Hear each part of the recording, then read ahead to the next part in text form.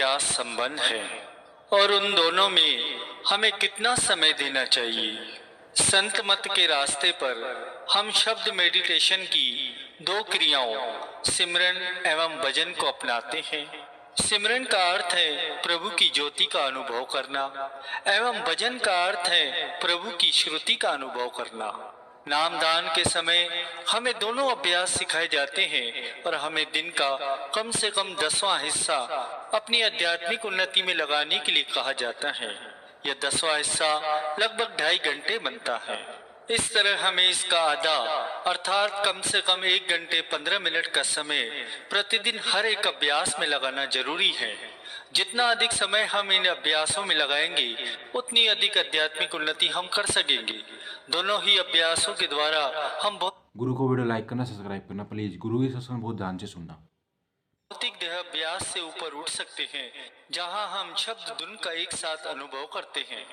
दूसरे शब्दों में सिमरन में हम अंतर की ज्योति पर ध्यान टिकाते हैं और भजन में अंतर की ध्वनि पर ध्यान टिकाते हैं।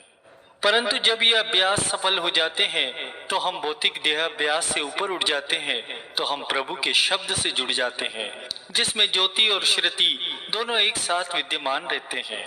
और इन दोनों के अभ्यास से ही हम अपने सद्गुरु के नूरी स्वरूप तक पहुंच सकते हैं। फिर वे इसी शब्द धारा की मदद से हमें अंतर के रूहानी मंडलों में ले जाते हैं। जब हम सिमरन का अभ्यास करते हैं तो हम अपने शरीर और मन को शांत करते हैं, अपने सामने प्रभु की ज्योति का अनुभव करते हैं। यह एक तरीका है जिसके द्वारा हम आंतरिक आसमान, सितारे, चंद्रमा और सूर्य को पार करते हुए सद्गुरु के नूरी स्वरूप तक पहुंचते हैं। जब हम सिमरन करते हैं तो शरीर को और मन को शांत करते हैं। सिमरन का अर्थ है मन ही मन नाम का जाप करना। इसके जरिए हम अपने मन को शांत करते हैं और अपना ध्यान अपने सामने टिकाते हैं, ज्योति का अनुभव कर सके। सिमरन हम किसी भी स्थान पर कर सकते हैं। हम अपनी नौकरी पेशे के स्थान पर मध्य अवकाश के समय अपनी कुर्सी पर आंखें बंद करके बैठकर भी सिमरन कर सकते हैं। परंतु भजन करने के लिए एकांत या निजी स्थान होना चाहिए। दोनों ही अभ्यास हमें अपने सद्गुरु के नूरी स्वरूप तक ले जाते हैं। फिर वे हमें शब्द धारा पर सवार करके आगे की रूहानी यात्रा पर ले जाते हैं।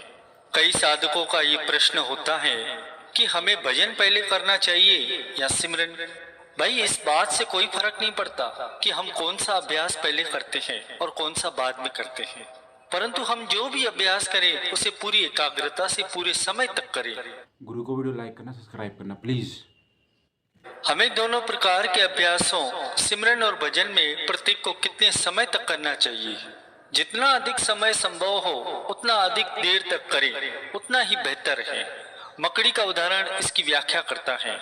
यदि हमारा ध्यान थोड़ा सा ऊपर जाता है तो फिर नीचे गिर जाता है और फिर हमें नए सिरे से चढ़ाई शुरू करनी पड़ती है, तो हम अपनी मंजिल तक कैसे पहुंचेंगे। हम भजन अभ्यास के लिए जितने भी अधिक समय तक लगातार बैठेंगे उतने ही अधिक गहरी ध्यान अवस्था में पहुंच सकेंगे। संत महापुरुष हमें प्रतिदिन कम से कम 2.5 घंटे का समय भजन अभ्यास में व्यतीत करने को कहते हैं। यदि आप 4, 6, 8 या 10 घंटे का समय ध्यान अभ्यास में लगा सकें या जितना भी अधिक समय लगा सकें उतना ही बेहतर है। आपको ये प्रयास करना चाहिए कि आप अधिक से अधिक समय भजन अभ्यास में दें। हम अपने 2.5 घंटे का समय लेकर उसका आधा 1 घंटे 15 मिनट तक कोई भी एक अभ्यास करना चाहते हैं और उसके बाद शेष 1 घंटे 15 मिनट तक दूसरा अभ्यास। यदि हमारे पास केवल 1 घंटे 15 मिनट का समय है तो उस समय हमें केवल एक ही अभ्यास करना है और 1 घंटे 15 मिनट का एक अन्य मौका दिन में किसी और समय निकालना है और उस दौरान हम दूसरा अभ्यास करेंगे। तब हम एक ही बैठक में दोनों अभ्यास नहीं करेंगे। ध्यान देने योग्य बात है कि दोनों अभ्यासों को आपस में मिलाना नहीं है, क्योंकि उससे हमारा ध्यान भटक सकता है। दोनों अभ्यास ऐसे साधन हैं जिसके जरिए हम अपनी सूरत की धारा को समेटते हैं। इससे पहले कि हम अंतर के अनुभवों को पाए, हमें अपनी सूरत की धारा को अवश्य ही शिव नेत्र पर समेटना होगा और हम अपने सद्गुरु के नूरी स्वरूप तक और आंतरिक आत्मिक मंडलों तक नहीं पहुंच पाएंगे।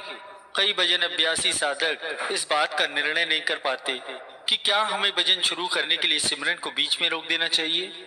हमें किसी एक अभ्यास को शुरू करने के लिए दूसरे अभ्यास को बीच में नहीं रोकना चाहिए। हम कभी भी अलार्म घड़ी रखकर ध्यान पर नहीं बैठेंगे हमें ऐसा नहीं करना चाहिए कि 1 घंटे 15 मिनट के लिए अलार्म लगाकर भजन अभ्यास पर बैठे और अलार्म बजने पर अपने कर्तव्य की तीसरी मान ले। ऐसा करना उचित नहीं है।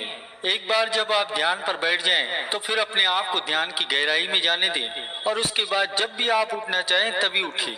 परंतु यदि आप सोचते हैं कि मैं ठीक 1 घंटे के लिए ध्यान टिकाने जा रहा हूँ और फिर आप अलार्म घड़ी लगा दें, तो आपका मस्तिष्क यही सोचता रहेगा कि अब 20 मिनट हो गए होंगे, अब 30 मिनट हो गए होंगे, और फिर आप आंखें खोलकर देखने लगते हैं कि घड़ी में क्या बजा है। ऐसा करना उचित नहीं है। क्या सिमरन और भजन दोनों मिलकर कभी एक हो जाते हैं? सिमरन और भजन दोनों ही अभ्यास हमें सदगुरु के नूरी स्वरूप तक ले जाते हैं और यही दोनों शब्द धारा से जोड़ते हैं। दोनों ही अभ्यासों के द्वारा हमारी आत्मा आंतरिक आत्मिक मंडलों में उड़ान भरती है। इस तरह से दोनों ही विधियां आपस में मिलकर एक ही हो जाती हैं और हमें एक ही लक्ष्य तक पहुंचाती हैं। ऐसा भी कहा जाता है कि भजन अभ्यास के लिए हमें एक शांत जगह का चुनाव कर लेना चाहिए। अक्सर घर में परिवार के अन्य सदस्यों के कामकाज से, टेलीविजन से या बाहर के वातावरण से शोरगुल रहता है। अब शोरगुल के वातावरण में भजन अभ्यास कैसे करना चाहिए? हम आखिर उसी वातावरण में भजन अभ्यास कर सकते हैं जिसमें कि हम रहते हैं। शोरगुल मुक्त वातावरण भजन अभ्यास में मदद करता है क्योंकि इससे हमारा ध्यान आसानी से एकाग्र हो जाता है। परंतु जैसे जैसे हम ध्यान टिकाने की तकनीक सीखते जाते हैं, हम ऐसी अवस्था में पहुंच जाते हैं कि चाहे शोरगुल हो या न हो, हम भजन अभ्यास कर सकते हैं। यदि शोरगुल अधिक हो तो हमें भजन अभ्यास रात के समय करना चाहिए, जबकि अधिकांश लोग सोते रहते हैं। धीरे धीरे हमारी एकाग्रता बेहतर होती जाती है और हम शोरगुल में भी अपना ध्यान टिका सकते हैं। न्यूटन का नाम तो आप सभी ने सुना ही है, जिन्हें हम आइजैक न्यूटन के नाम से जानते हैं। एक बार बैंड बजाने वालों का दल उनके पास से गुजरा। वे अपने काम में इतने तल्लीन थे कि उन्हें इन बैंड पार्टी का पता ही नहीं चला। उसके बाद किसी ने उनसे पूछा कि क्या उन्होंने बैंड पार्टी की आवाज सुनी?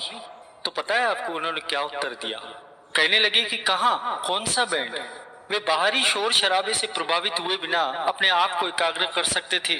हम भी इसी तरह नियमित अभ्यास के बाद बाहरी आवाजों के शोर शराबे से प्रभावित हुए बिना भजन अभ्यास कर सकते हैं। हमें भजन अभ्यास में अपनी सूरत की धाराओं को एकाग्र करने के लिए शरीर को स्थिर रखने की आवश्यकता होती है। भजन अभ्यास शरीर में सूरत की धाराओं के सिमटने पर निर्भर है। शरीर में 2 प्रकार की धाराएं काम करती हैं, प्राणों की धाराएं और सूरत की धाराएं। प्राणों की धारा हमारे शरीर में स्वतः होने वाली प्रक्रियाओं जैसे श्वसन, पाचन, रक्त संचार, इनको नियंत्रित करती हैं। और भजन अभ्यास में हम प्राणों की धाराओं को नहीं छेड़ते, इसके बजाय हम सूरत की धाराओं को एकाग्र करते हैं। इसी धारा के कारण हमारी ज्ञान इंद्रियां काम करती हैं। ये धारा सामान्यतः पूरे शरीर में फैली रहती है। जब हम ध्यान टिकाते हैं तो यही धारा निचले शरीर से वापस सिमटकर शिव नेत्र पर, जो कि दोनों भुवों के बीच में पीछे की ओर स्थित है, वहां एकत्रित होने लगती है। इस प्रकार से ध्यान टिकाने से श्वासों और शरीर के लिए जरूरी अन्य प्रक्रियाओं के चलने में कोई बाधा नहीं पड़ती। गुरु को वीडियो लाइक करना, सब्सक्राइब करना प्लीज़।